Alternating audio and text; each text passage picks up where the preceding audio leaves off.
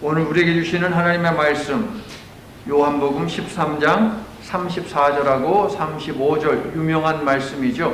우리 함께 한 목소리로 합독합니다. 시작. 새 계명을 너희에게 주노니 서로 사랑하라. 내가 너희를 사랑한 것 같이 너희도 서로 사랑하라. 너희가 서로 사랑하면 이로써 모든 사람이 너희가 내 제자인 줄 알리라. 아멘. 좋은 아침입니다, 형제 자매 여러분.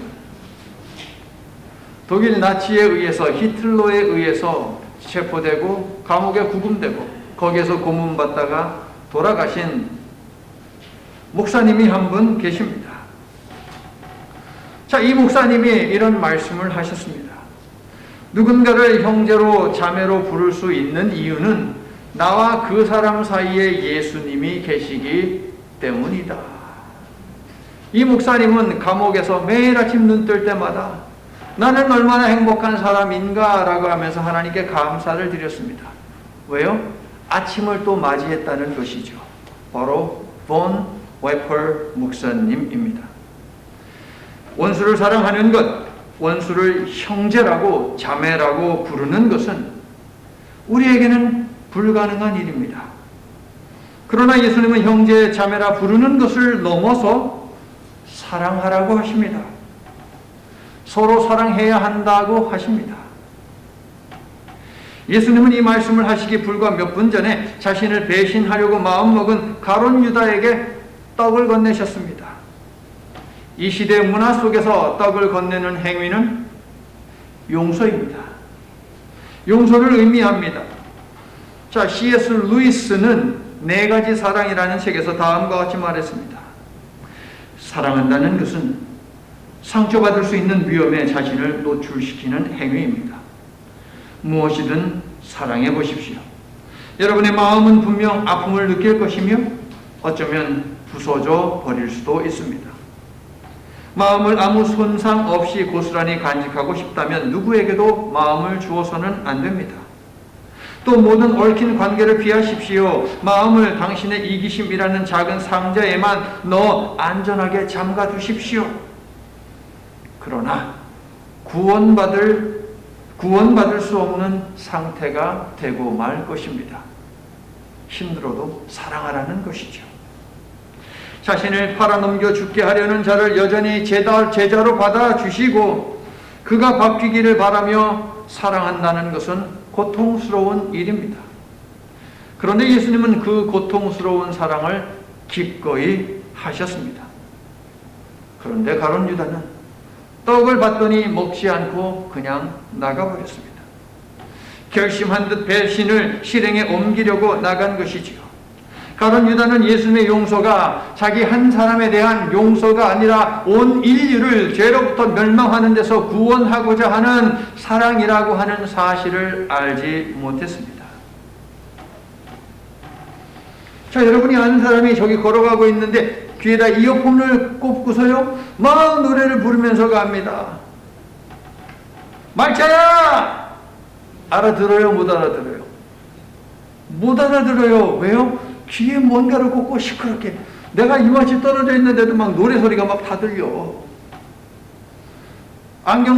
제가 안경을 여러분에게 하나씩 드리는데 이 알이요 새빨갛게 되어 있습니다. 세상에 온통 무슨 색깔로 보일까요? 빨간색으로 보일 수밖에 없지요. 가룟 유다의 경우 예수님의 용서에 대해서 알았다 할지라도 그에게는 인류 구속의 사랑이 보이지도 들리지도 않았을 것입니다. 왜요? 2절을 보니까 사탄이 가룟 유다로 하여금 자기 생각에 충실하게 만들었거든요. 자기 생각에 충실한 것이 이렇게 무서운 거예요, 여러분. 귀에다 노래를 들으려고 이어폰을 꼽는 것이고 빨간색 안경, 파란색 안경을 쓰는 것이지요. 성도 여러분, 여러분의 눈에서, 여러분의 귀에서 여러분의 생각을 빼고 예수님을 집어넣는 훈련을 매일매일 하시기를 바랍니다. 그래서 어떤 일에 대해서 생각하든 어떤 사람에 대해서 생각하든 예수님을 그 사이에 두고 생각하시기를 바랍니다. 가룟 유다가 나가자 예수님은 이렇게 말씀하시죠. 나와 하나님이 영광을 받았다. 십자가에 죽을 때가 됐다는 말씀이신데요. 이 말을 알아듣는 제자가 한 명이라도 있었습니까? 없었습니다. 이 말을 하신다면 예수님은 제자가 해야 하는 일에 대해서 말씀하시는데, 얘들아 이것이 너희들이 해야 하는 일이야 하면서 오늘 말씀을 주셨어요. 오늘 본문, 새 계명을 너희에게 주노니 서로 사랑하라. 내가 너희를 사랑한 것 같이 너희도 서로 사랑하라.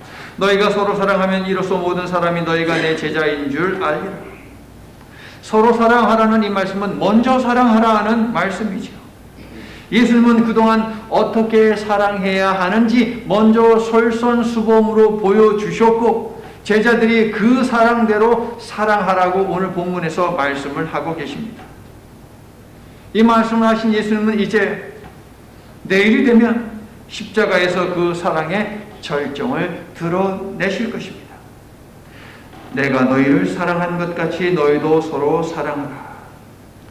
예수님은 13장 1절에서 끝까지 사랑하는 것, 이것이 예수님의 사랑이라고 하셨고, 15장 9절에서는 하나님 아버지의 사랑으로 하는 사랑, 이것이 바로 내가 너희를 사랑한 사랑이다 라고 말씀을 하십니다. 하나님 아버지의 사랑으로 사랑, 그 다음에 끝까지 하는 사랑, 그리고 15장 12절부터 13절을 보게 되면 목숨을 버리는 사랑이라고 말씀을 하십니다. 자, 성경 펴셨죠? 15장 12절 13절을 함께 읽겠습니다. 15장 12절 13절 시작. 내 계명은 곧 내가 너희를 사랑한 것 같이 너희도 서로 사랑하라 하는 이것이니라 라고 되어 있어요. 그 다음에 또 있는데 잠깐만, 근데 이 말씀은 오늘 보면 34절하고 똑같은 내용이잖아요, 여러분. 그렇죠? 자, 13절을 계속 읽을게요. 시작. 사람이 친구를 위하여 자기 목숨을 버리면 이보다 더 큰 사랑이 없나니. 예수님은 오늘 우리에게 이런 사랑을 하라고 요구를 하고 계십니다. 사랑하되 끝까지 해라. 하나님의 사랑함 같이 해라. 목숨을 버릴 수 있을 정도로 사랑해라. 15장 14절에서 하시는 말씀이 그래야 예수님의 친구라고 하지요. 13장 35절에서는요, 그래야만 예수님의 제자라고 말씀을 하십니다. 자, 제자에 해당하는 그리스어는요, 배우다, 따르다 라고 하는 동사에서 나왔습니다. 그러니까 제자는 어떤 사람이에요? 스승이 가르치는 것을 배우고 그대로 따르는 것이죠. 스승의 삶을 배우고 스승의 삶을 그대로 따르는 사람, 그가 바로 제자입니다. 공부의 끝이 있습니까? 없습니까, 여러분? 공부의 끝이 없습니다. 공부는 평생 해야 하는 것이에요. 그러므로 예수님이 제자들에게 내가 너희를 사랑한 것처럼 이렇게 사랑해야 된다라고 가르치셨다면 제자들은 그것을 평생에 해야 하는 것입니다.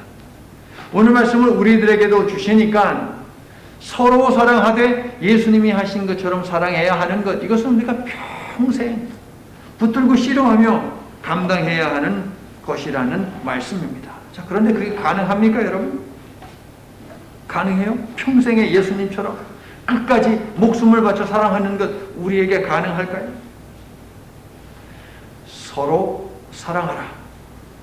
구약에는 이 말씀이 있습니까? 없습니까? 있습니다. 한 율법학자가 예수님을 찾아왔습니다. 선생님, 율법 중에서 가장 큰 계명은 무엇입니까? 라고 물어봤어요.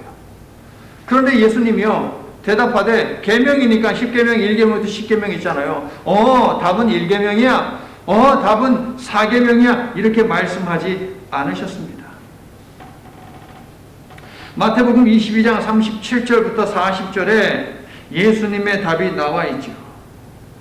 예수님은 10계명 중에 그 어떤 것도 말씀하지 않았습니다. 예수님은 이렇게 답하셨어요. 마태복음 22장 37절부터 40절. 찾으신 분이 계시면 함께 읽을게요. 마태복음 22장 37절부터 40절. 내 마음을 다하고 목숨을 다하고 뜻을 다하여 주 너의 하나님을 사랑하라 하셨으니 이것이 크고 첫째 되는 계명이요 둘째도 그와 같으니 내 이웃을 내 자신같이 사랑하라 하셨으니 이 두 계명이 온 율법과 선지자의 강령이니라.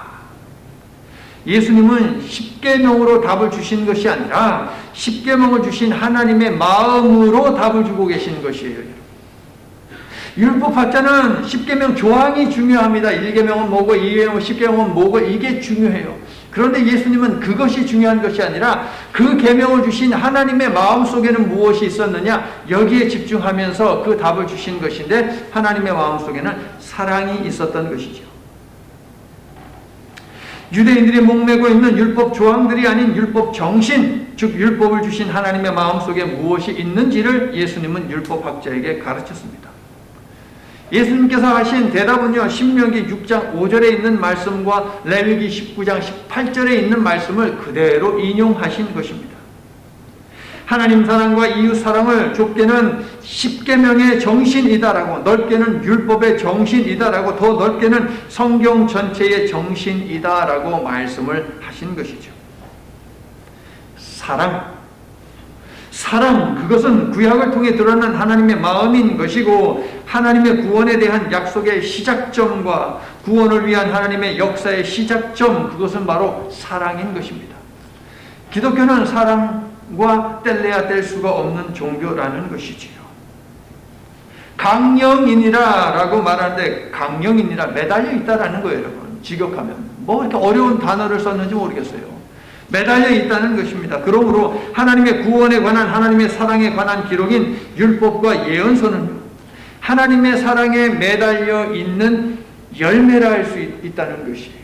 성경을 붙들고 있는 것은 하나님의 사랑인데 이 하나님의 사랑에 창세기도 달려있고 레위기도 달려있고 신명기도 달려있고 이사야서도 달려있고 예레미야서도 달려있고 시편도 달려있고 다 이 하나님의 사랑에 대롱대롱 매달려 있다는 거예요. 그게 바로 강령이다라고 하는 단어의 뜻이 되겠습니다. 여러분. 하나님의 말씀인 성경은 하나님이 우리를 사랑한다라고 하는 증거라는 것입니다. 아멘이세요. 성경을 주신 이유는 하나님이 우리를 사랑하고 있다라고 하는 증거라고요, 여러분. 내 이웃을 내 몸과 같이 사랑하라. 레위기 19장 18절에 있는 이 말씀은 네가 네 자신을 끔찍하게 위하는 만큼 이웃을 서로를 사랑하라는 것으로 읽히는데요.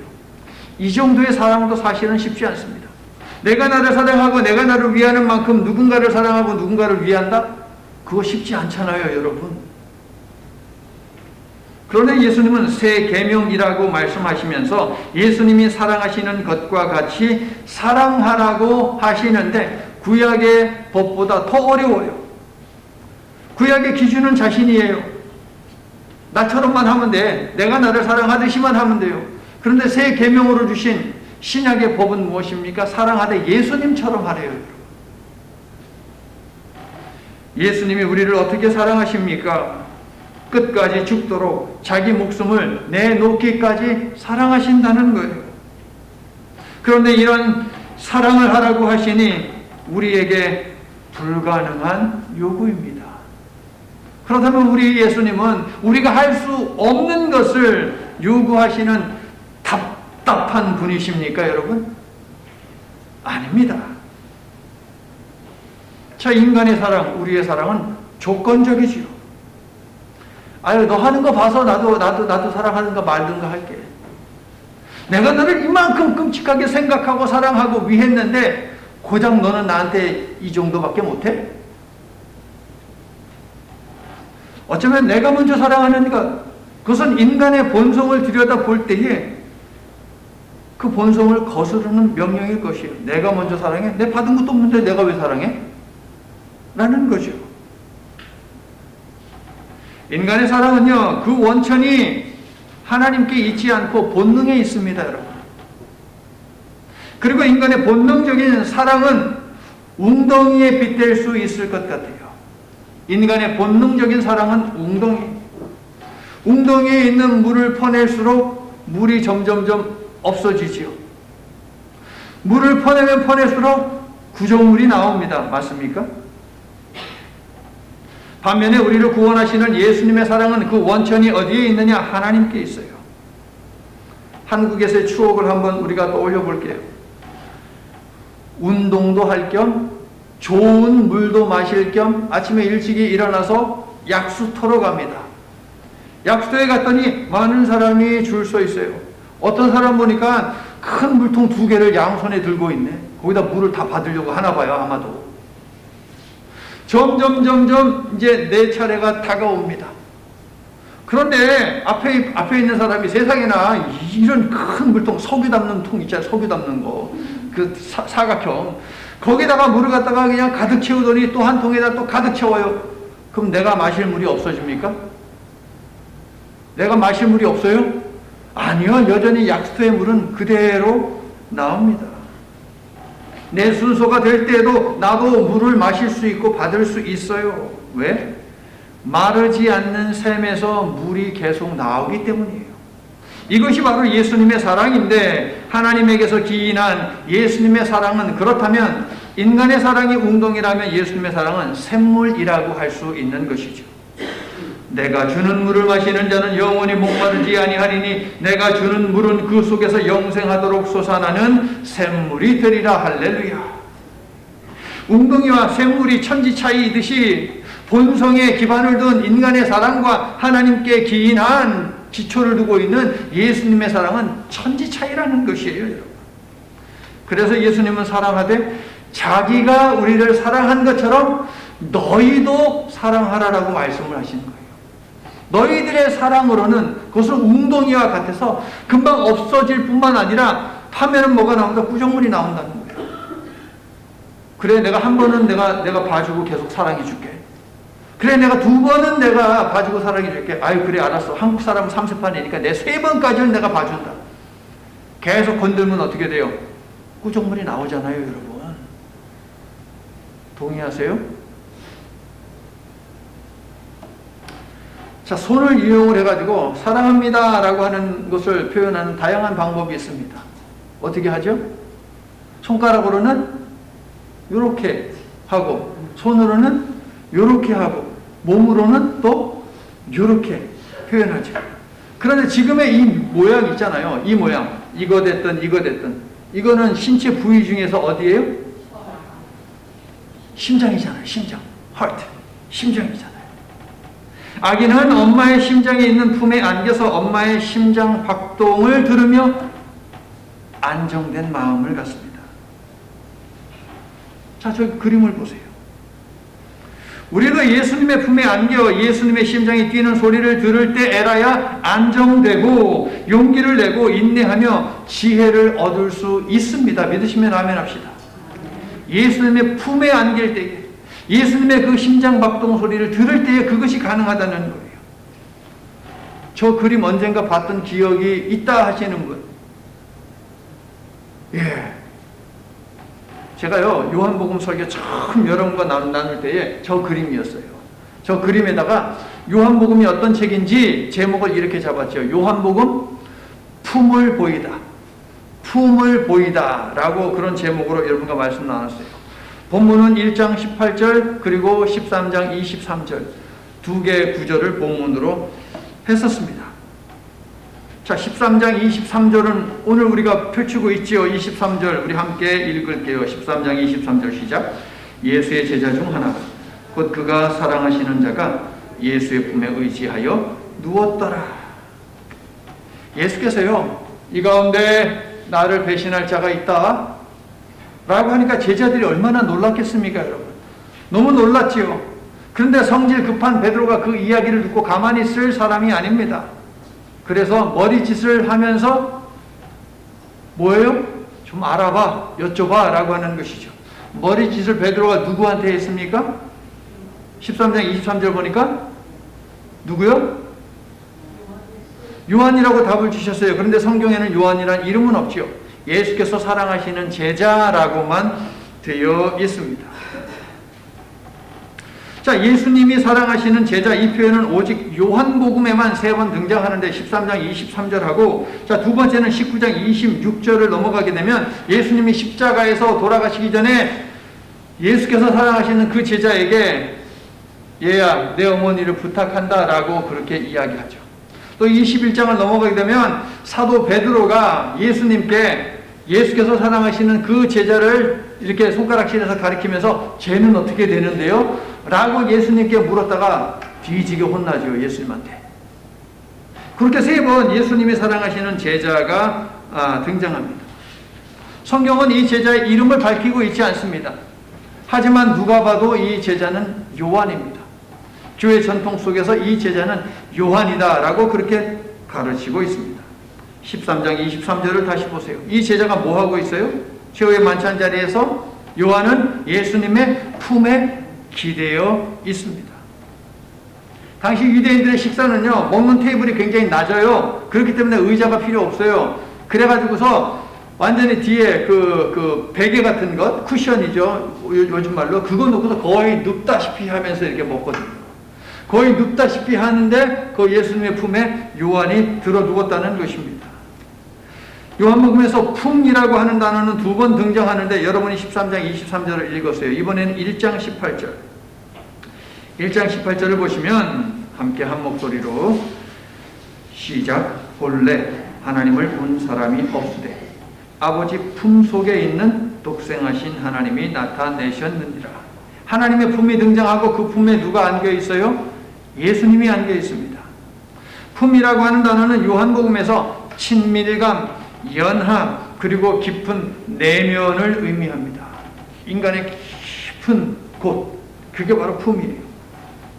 그리고 품에 누워있다는 표현은 일종의 그림 언어인데요. 하나님의 품, 하나님의 심장에 있는 것을 꺼내서 보여주신 것이 예수님의 사역이다. 그리고 그 예수님의 사역을 고스란히 담고 있는 책이 바로 요한복음이다. 라고 그렇게 알려주고 있는 거예요. 자, 여기 이게 이제 하나님이라고 해보자고요. 하나님의 품에 예수님이 이렇게 기대고 있습니다. 그런데 이 예수님, 기대고 있는 이 예수님한테 누가 또 기대고 있어요? 사도 요한이 기대고 있는 거잖아요. 하나님의 품 속에 있으면서 이 품, 하나님의 심장에 있는, 마음에 있는 것을 예수님이 그대로 가지고 왔어요. 그림이 그런 거예요. 그런데 이 예수님의 품 안에 있는 것을 사도 요한이 또 그 품에 기대면서 이것을 고스란히 가지고 와서 그것을 요한복음에 담았다라고 하는 그 그림을 1장 18절과 13장 23절이 우리들에게 알려주고 있다고요. 자, 요한은요, 예수님의 품 속에 있는 하나님의 심장 소리를 글로 남겼는데요. 그것이 요한복음이지요. 결국 요한복음은 하나님의 심장이 뛰는 소리를 글로 담은 책인데 성경 전체에서 들리는 하나님의 심장 소리가 어떤지 혹시 아세요, 여러분? 성경 전체에서 들리는 하나님의 심장 소리. 콱, 콱, 콱, 콱 이런 소리예요, 여러분. 제가 지금 뭐라 그랬어요? 너무 빨라서 안 들려요? 구원, 구원, 구원. 하나님의 심장 소리는 구원이에요. 우리를 구원하고자 하는 그 마음밖에 없어요, 우리는. 성경을 펼쳐보세요. 처음부터 끝까지 구원하시는 하나님의 모습이 읽혀지잖아요. 오늘 설교 제목을 보니까 생소한 단어가 있습니다. 한국말도 아니고 영어도 아니고 저거 도대체 뭡니까? 카토스. 고대 그리스어인데요. 오늘 본문 34절에 있는 단어입니다. 자, 33절을 여러분이 읽어주세요. 시작. 34절 시작. 새 계명을 내가 너희를 사랑한 것 같이. 자, 내가 너희를 사랑한 것 같이 이게 바로 카토스예요, 여러분. 내가 너희를 사랑한 것 같이 이게 바로 카토스예요. 영어로 as에 해당하는 것이겠죠. 그렇다면 카토스의 사랑은 무엇입니까? 저 카토스 사랑 써놨는데 카토스 사랑은 무엇입니까? 자, 그리스어 카토스는요, 두 개의 번역이 가능합니다. 첫째, 비교 용도로 사용될 경우에는 뭐뭐처럼 뭐뭐와 같이 라고 하는 번역이 가능해요. 그래서 오늘 본문과 같이 번역하면 돼요. 예수님은 사랑의 본을 먼저 보여주신 다음에 내가 너희를 사랑한 것 같이, 내가 너희를 사랑한 것처럼 너희도 서로 사랑하라 라고 이렇게 번역이 될 수 있죠. 자, 두 번째는 원인을 나타내는 것으로 번역할 수 있는데 그렇게 번역하면 뭐뭐 때문에 혹은 뭐뭐 했으니까 이렇게 번역을 하면 돼요. 그래서 적용해서 번역하면 이렇습니다. 내가 너희를 사랑했으니 너희도 서로 사랑해라. 내가 너희를 사랑했기 때문에 너희도 서로 사랑해야 한다. 이런 의미가 될 수 있어요. 우리가 서로 사랑해야 하는 이유는 예수님이 우리를 사랑했기 때문이라는 것이죠. 그러고 보니까 요한일서 4장 10절도 우리들에게 이야기하기를 우리가 하나님을 먼저 사랑한 것이 아니라 하나님이 우리를 먼저 사랑했기 때문에 우리가 하나님을 사랑할 수 있는 것이다 라고 가르치고 있지요. 어떻게 번역하든 상관없습니다. 중요한 것은 예수님이 우리를 어떻게 사랑하셨는지를 아는 것이고요. 우리를 먼저 사랑하신 예수님처럼 우리도 사랑하는 것이에요. 예수님이 우리를 사랑하셨다는 것을 알고요. 그 다음에 그 예수님처럼 우리도 서로 사랑하는 것, 이게 중요해요. 예수님은 제자의 발을 씻기는 섬김의 도를 통해서 구원하시는 사랑의 문을 열어주셨죠. 그리고 친구를 위해서 목숨을 버린다라고 하는 말씀을 통해서 또다시 구원의 문을 열어주십니다. 그리고 마지막으로 십자가에 못 박혀 죽을 그 사랑의 완성으로 다시 사랑의 구원의 문을 우리 예수님께서 열어주십니다. 성도 여러분, 구원을 위해 끝까지 하시는 예수님의 사랑은 십자가 사랑입니다. 십자가 사랑. 그리고 이 십자가의 사랑은 두 가지 선물을 통해서 우리도 예수님처럼 사랑하는 일을 가능하게 만들어줍니다. 십자가의 사랑은 우리들에게 두 가지 선물을 주는데 이 두 가지 선물 때문에 우리도 예수님처럼 사랑할 수 있다고요, 여러분. 중요한 대목이 되겠죠. 첫 번째 선물은 무엇입니까? 십자가 고난과 죽음 이후에 약속된 부활 생명입니다. 부활과 영생이요. 예수님은 십자가에 못 박혀 죽으심으로 사랑이 무엇인지 확실히 보이셨고 그 사랑을 하도록 격려하셨습니다. 십자가가 영광인 이유가 무엇입니까? 부활과 영생이 있기 때문이죠. 이 영광스러운 생명은 비록 고난을 통과해야만 주어지는 선물이지만 고난과는 좋게 비교가 되지 않기 때문에 우리로 하여금 예수님처럼 서로 사랑하라는 명령에 순종하도록 만드는 동기부여가 된다는 것입니다. 예수님은요, 상대방이 비록 가룟 유다처럼 배신한다고 해도 그래도 그 사람을 사랑하라고 하시죠. 배신하고 돌이키지 않는 것에 대한 대가는 그 사람이 받을 몫이지만 내가 그 사람을 미워하지 않고 사랑함으로 말미암아 나에게 약속된 그 부활과 영생, 이것을 놓치지 말라는 거예요, 여러분. 그러니까 예수님이 원수도 사랑해라, 서로 사랑해라, 내가 한 것처럼 하신 말씀은 무엇이냐면 나는 너희가 부활과 영생을 놓치지 않기를 원한다 라고 하는 말씀이 되겠어요. 자, 이렇게 생각을 하면 원수도 사랑할 마음이 좀 생겨요. 서로 사랑하는 거, 예수님처럼 이것도 한번 해볼까 하는 마음이 생기죠. 무엇이 있기 때문에? 부활과 영생이 있기 때문에. 그러므로 성도 여러분, 사랑하기 어려운 대상이 있다면 이 세상에서의 한시적인 삶이 끝나면 펼쳐질 부활 생명으로 살게 될 천국에서의 삶을 기억하고 바라보면서 예수님처럼 살고자 하는 의지를 품으시기를 예수님의 이름으로 축원합니다. 두 번째 선물은요, 성령입니다. 성령. 예수님은 16장 7절에서 자신이 아버지께로 돌아가셔야 하는 이유를 성령이라고 말씀하셨어요. 너희가 성령을 받아야 하기 때문에 내가 아버지께로 가야 한다. 16장 7절에서 말씀하십니다. 예수님의 십자가 사랑은 끝까지 하는 사랑이고 친구를 위해 목숨을 버리는 사랑이고 십자가 사랑이고 그리고 성령의 임재를 내다본 사랑입니다. 성령이 임하기 전까지 제자의 길을 걸은 제자는 단 한 사람도 없습니다. 모두 비겁했고 모두 연약했으며 모두 우리와 같은 평범한 사람들이었어요. 성령을 받기 전에는 말입니다. 예수님 당시 라비와 제자 사이의 관계에서 선생이라고 해서 제자에게 야, 너 내 발 좀 닦아 라고 명령할 권한은 없었습니다. 스승이 제자의 발을 닦는 일은 결코 더더욱이 없었지요. 그러므로 베드로는 주께서 내 발을 닦는 것은 천부당 만부당한 일입니다 라고 말을 했는데 이것은 지극히 당연한 말입니다. 베드로는 진심이었습니다. 베드로는 또한 예수님께 나도 주님을 위해서 목숨을 버리기를 원합니다. 그렇게 하겠습니다 라고 말했어요. 그 역시 진심이었습니다.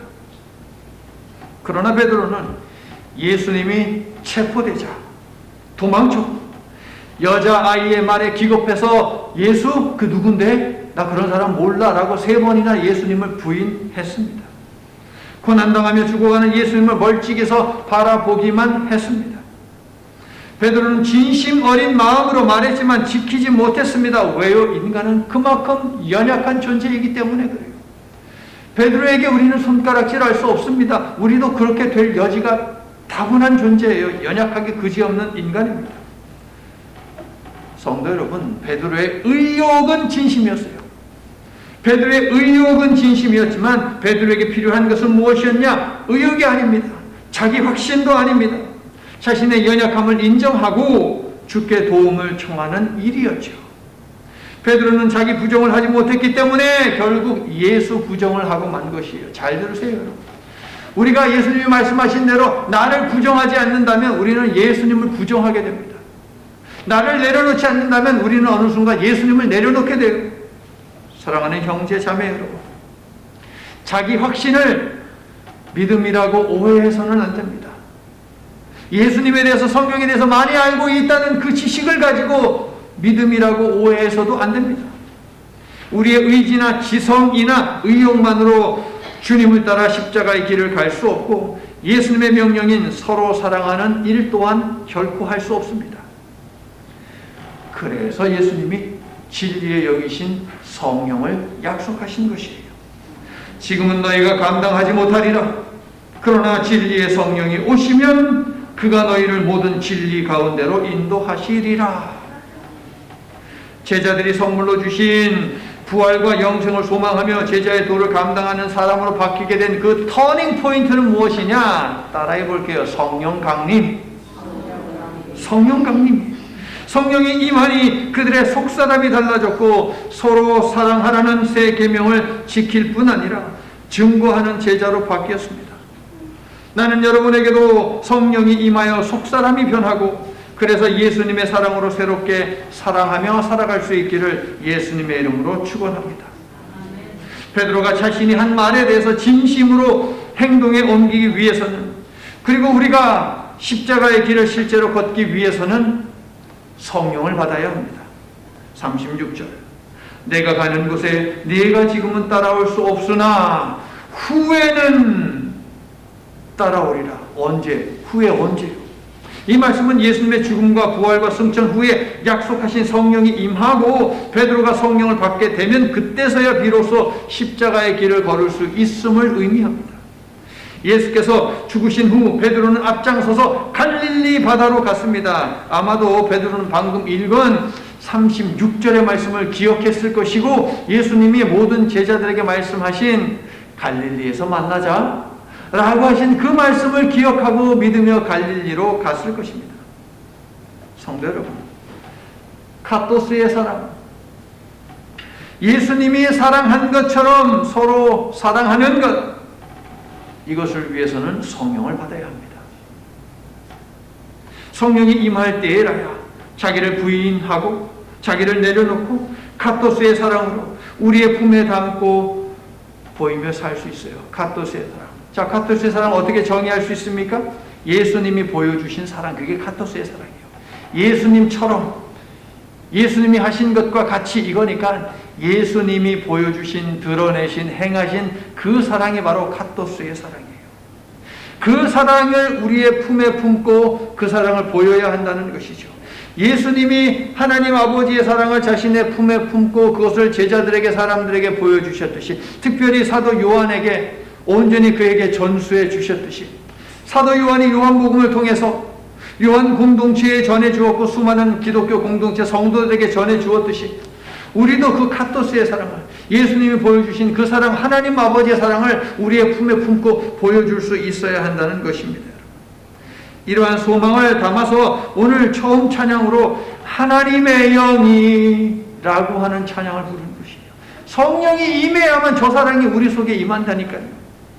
하나님께서 우리 모두에게도 성령을 부어주시되 폭포수처럼 부어주시어 예수님처럼 서로 사랑하며 하나님의 구원 역사에 동참하고 구원이 이루어져 가는 것을 함께 목격하는 복을 내려주시기를 예수님의 이름으로 축원합니다.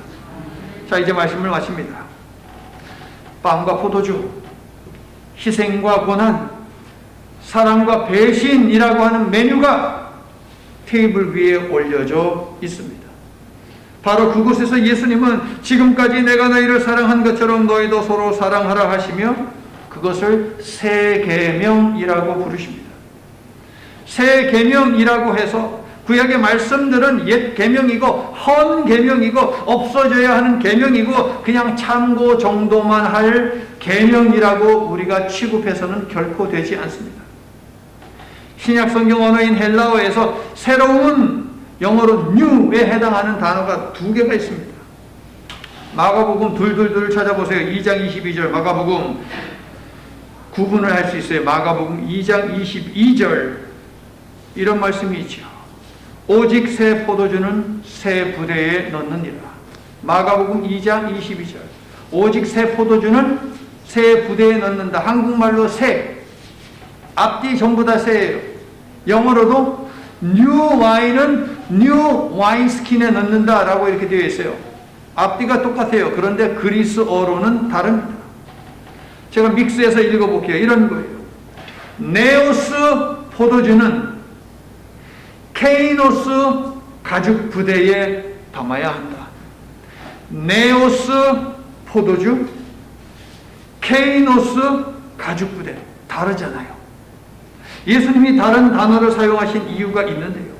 네오스는 무엇이냐? 이전에 어떤 것이 새로 생겼을 때 그때 뉴라고 하는 차원에서 사용하는 단어입니다. 이전에 없었어요. 예를 들어서 여러분이 어디 가가지고 매장에 가가지고서 신발이 너무 예뻐. 그래서 그 신발을 하나 샀어요. 그래서 그 신발을 신고 교회에 왔어요. 새 구두네? 그때 바로 네오스예요. 새 거잖아. 기존에 없었잖아. 집에 없었잖아요. 내가 가지고 있지 않은 거예요. 자, 어디 옷가게 갔는데 옷이 너무 마음에 들어. 그래서 그냥 에라 모르겠다고 카드로 확 질러버렸네. 그 옷을 입고 친구를 만났어요. 근데 친구가 보자마자 옷 보는 옷인데? 새 옷이네? 그때 바로 이 네오스예요. 그러면 케이노스는 무엇이냐? 내가 기존에 가지고 있어. 과거부터 내가 가지고 있는 것이에요. 그런데 그것이 모양이 바뀌었어. 예를 들면 이런 거예요. 자, 손재주가 있는 사람이요. 옷이 있는데 이 옷이 조금 좀 촌스러운 것 같아요. 그래가지고서 이것을 내가 가위로 다른 천도 오리고 붙이고 해가지고 좀 이렇게 리폼했어요. 새로 이렇게 만들었어. 기존에 있는 옷이었잖아요. 근데 여기 모양이 바뀌었잖아요. 스타일이 바뀌었어요. 다 한 다음에 감탄을 하면서 하는 말이, 야, 이거 완전히 새 옷이네. 그때 새롭다라고 할 때 사용하는 것이 케이노스라고 하는 단어가 되겠어요. 케이노스는 과거부터 존재하던 것이 질적으로 완전히 바뀌었을 때에 사용하는 단어예요. 신약 성경에서는 새롭다 할 때 이 단어를 더 많이 사용합니다. 과거에 있던 존재가 예수 그리스도를 만남으로 말미암아 그리스도와 연합함으로 말미암아 새롭게 바뀌었다. 고린도 후서 5장 17절이 그 대표적인 말씀이죠. 누구든지 그리스도 안에 있으면 새로운 피조물이라. 나는 언제나 나예요. 옛날에도 나였고 지금도 나고 앞으로도 나일 것이에요. 그런데 예수 그리스도를 믿기 전에 그 다음에 믿은 후에 어차피 나는 똑같아요. 그런데 그리스도를 만남으로 말미암아 내 사고방식이 바뀌어버리죠. 내 가치 판단, 그 기준이 달라져 버려요. 새로운 피조물이 된 것이에요. 옛사람은 없어지고 새로운 자아로 내가 살아가는 것이 나는 나이지만 그때 바로 이 케이노스를 쓰는 것이에요. 성도 여러분, 예수님은요, 믿는 모든 자들을 구원하고 그들에게 부활과 영생을 주는 복음을 가지고 이 땅에 오셨죠. 그게 바로 새 포도주예요, 여러분. 기존에는 없었어요. 기존에는 없는 그 포도주를 가지고 예수님이 오셨어요. 구약에는 없는 복음을 가지고 우리 예수님이 오셨다고요, 여러분. 그런데 그 복음을 이제 우리 속에 담아야 되는데 옛날에 내 상태로는 담을 수가 없어, 이 새 복음은. 그래서 바뀌어야 된다고요. 어떻게 바뀔 수 있어요? 성령으로. 오직 성령으로만 바뀔 수 있다는 거예요. 새로운 자아, 새 가죽 부대가 필요한데 성령이 임해야 합니다. 요한복음의 말씀이 한 주 한 주 쌓여가면서 나는 여러분이 옛 자아를 내려놓고 새로운 자아로 다듬어지기를 소망합니다. 우리 하나님께서 성령을 우리 모두에게 누르고 흔들어 넘치도록 부어주셔서 저기 나와 있는 제목, 예수님처럼 서로 사랑하는 카토스 사랑을 품고 보이며 살도록 그렇게 우리 속에서 역사해 주시기를 예수님의 이름으로 간절히 축원합니다. 하나님, 날씨가 들쭉날쭉해도 주식시장이 요동쳐도 인간이란 존재가 변덕이 죽을 듯 하더라도 예수님의 구원하시는 사랑을 받은 저희는 삼위일체 하나님을 닮아 한결같기를 소망합니다. 예수님이 하셨듯이 그렇게 서로를 사랑하라는 명령에 순종하기 위해 우리의 의지와 결단이 있어야 하겠지만 그것만으로는 안 된다는 것을 잘 알고 있습니다.